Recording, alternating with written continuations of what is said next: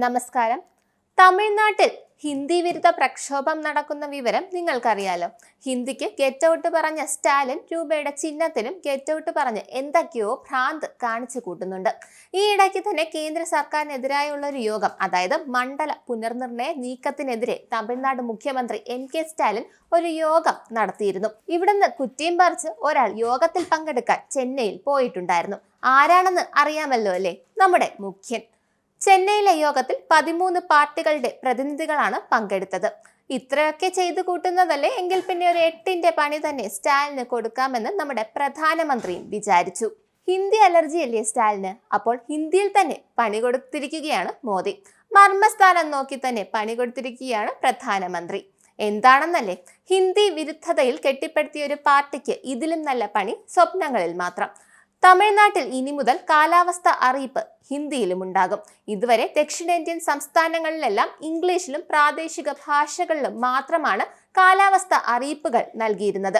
അതായത് ഇപ്പോൾ തമിഴ്നാട്ടിലാണെങ്കിൽ ഇംഗ്ലീഷിലും തമിഴിലുമാണ് അറിയിപ്പുകൾ ഉണ്ടാകുന്നത്. ഓൾ ഇന്ത്യ റേഡിയോ വഴി പ്രക്ഷേപണം ചെയ്യുന്ന കാലാവസ്ഥ റിപ്പോർട്ടുകൾ ഇനി മുതൽ 3 ഭാഷകളിലും ലഭിക്കും. അതിൽ ഇഷ്ടമുള്ളത് വിദ്യാർത്ഥികൾക്ക് തിരഞ്ഞെടുക്കാം. ഇത് സ്റ്റാലിന് ഒരു അടി തന്നെയാണ്. DMKയിലെ രാഷ്ട്രീയ നേതാക്കളുടെ മക്കളെല്ലാം തന്നെ ഹിന്ദി പഠിപ്പിക്കുന്ന സ്കൂളിൽ തന്നെയാണ് പഠിക്കുന്നത്. സാധാരണ ജനങ്ങളെ തെറ്റിദ്ധരിപ്പിക്കുകയും സ്വന്തം മക്കളെ വമ്പൻ സ്കൂളുകളിൽ പഠിപ്പിക്കുകയും ചെയ്യുന്ന സ്വഭാവമാണ് ഇവർ കാണിക്കുന്നത്. ഹിന്ദി തെരിയാതെ പോടാ എന്നൊക്കെ പറഞ്ഞ് പ്രതിഷേധങ്ങൾ DMK പ്രവർത്തകർ നടത്തിയിരുന്നു.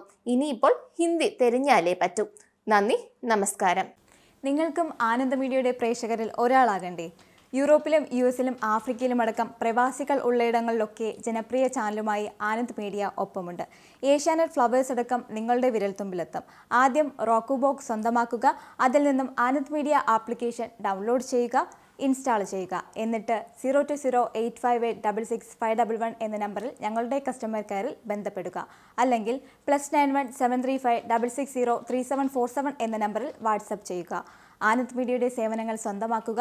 മറ്റു ചാനലുകൾക്കൊപ്പം ആനന്ദ് TVയും എൻജോയ് ചെയ്യുക.